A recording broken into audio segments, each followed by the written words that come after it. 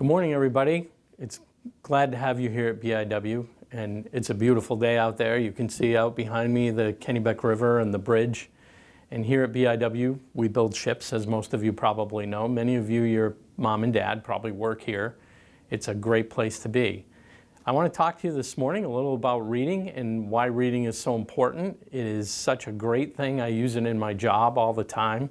And there are lots of places in life that we use reading, and we should really appreciate it. It's not just about books and storybooks, although those are really entertaining and they're great.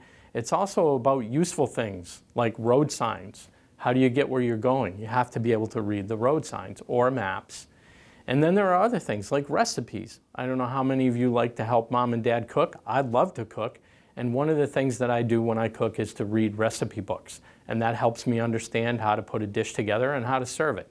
It's really good.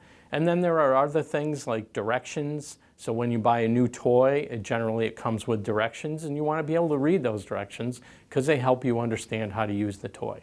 So reading is a really great thing. I read a lot when I was a child. I continue to read a lot. I read books all the time. It's a wonderful thing. And this morning we're going to read a book.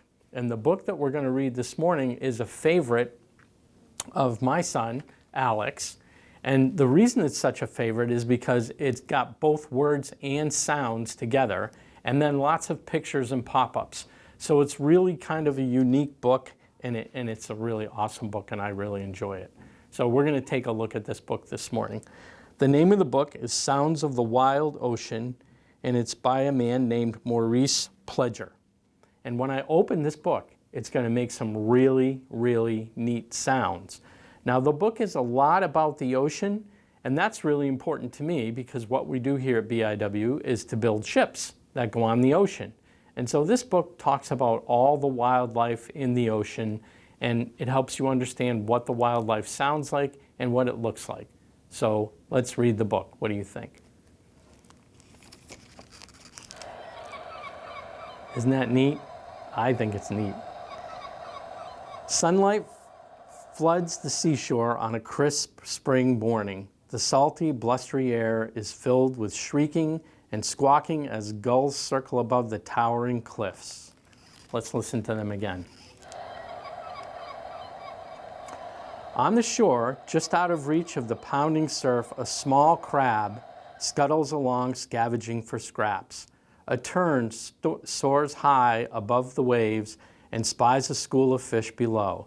It pauses, readies itself, and then plummets like a stone into the water, snatching up its prey. Beneath the surface, largely unseen by human eyes, teems the life of the ocean.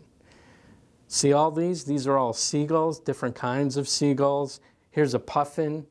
The puffin is eating some sardines. This is a really cool book. Let's listen to that one more time.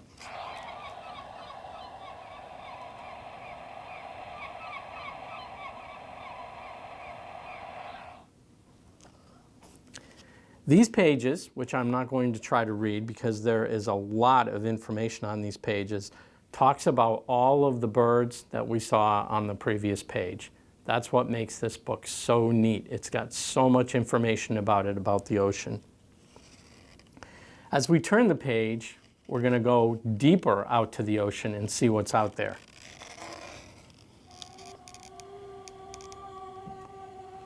Those are whale songs. Pretty neat, huh? Did you know that whales sing to each other? Well, they do, and that's what it sounds like. Hundreds of miles from the shore, deep in the endless Atlantic, a deadly tiger shark prowls through the vast waters. This is a tiger shark. As the hunter approaches, which is the tiger shark, schools of fish dart this way and that, their silvery scales flashing in the light.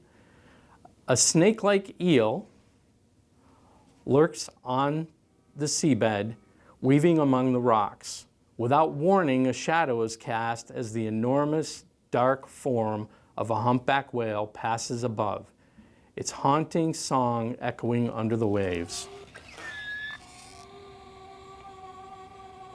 Did you know that humpback whales live in Maine?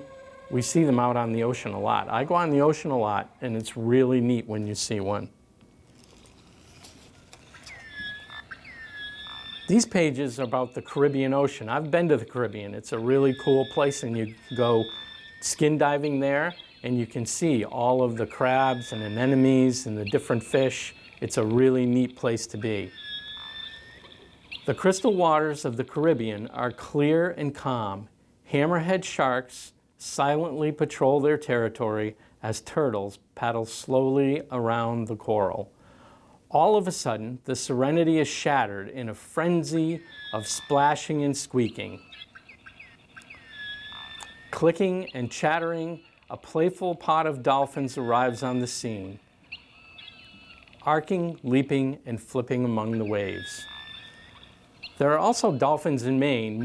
Mostly you just see harbor porpoise, but if you go out on the water in any one of the rivers, you're going to see harbor porpoise. They're really neat, and that's what they sound like. And then these pages talk about all of the different wildlife in the Caribbean that we saw on the page before.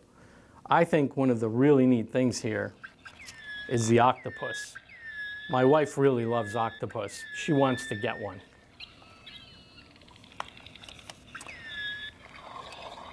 Sunlight glances across the still waters of the Great Barrier Reef, revealing a rainbow of coral and brightly colored fish in this underwater garden. A diver floats over the coral, the heavy sound of her breathing bubbling up through the turquoise waters. And when she reaches the edge of the reef, the seabed drops away, falling into an inky blackness where predators skulk in the shadows. So if you go to the Caribbean, you can go scuba diving or snorkeling, and you get to see all of these beautiful fish. One of them is this lionfish right here, and he's pretty wild. He's got a big mane like a lion. The only thing is, guess what? He's really poisonous, so you don't want to touch him. Then we start to move north or south to the poles, and we get to see different kinds of animals. So here we've got walrus, right? They're pretty neat. As cruel, biting gusts sweep the frozen shores of Antarctica, some of the hardiest creatures in the world fight for survival. A feathery huddle of penguins clusters tightly together, sheltering from the freezing blizzard as the raucous honking of seals carries on the icy air. Far out at sea, a column of water spurs high into the air, signaling the arrival of the mighty blue whale, the largest creature ever to live on the planet Earth. Let's listen to that one more time. See the penguin and the seals? I'm not sure what kind of penguins these are. There are lots of kind of penguins. And then you get to read this last page, which talks about all of the different kinds of animals that live on the icy shores of Antarctica. So that's our book for today. It's called Sounds of the Wild Ocean, and it's by Maurice Pledger. And it's a great book with pictures and sounds and cutouts. So thanks for listening to me today.